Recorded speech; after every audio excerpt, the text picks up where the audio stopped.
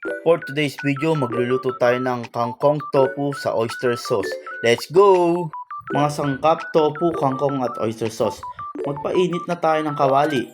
At kung mainit na, lagyan na rin natin ng mantika.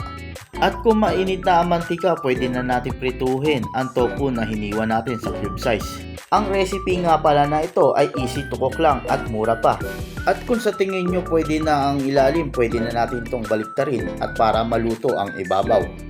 At kung okay na, pwede na natin hanguin at bawasan ang mantika at tayo magigisa.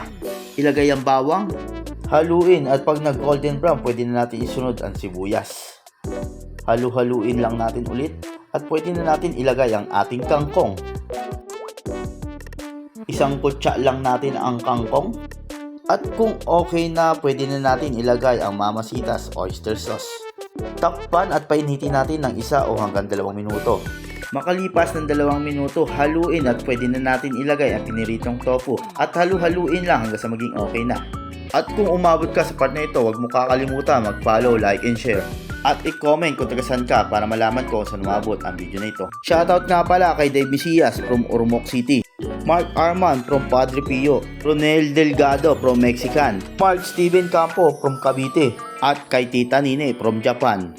At sa mahal ko, huwag ka na magalit, sorry na. At dadako na tayo sa excitement part, anti-Cayman time.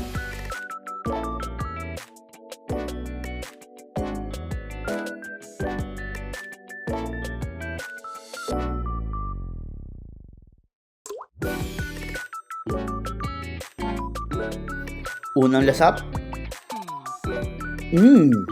Napakainam. Thank you for watching. Bye-bye.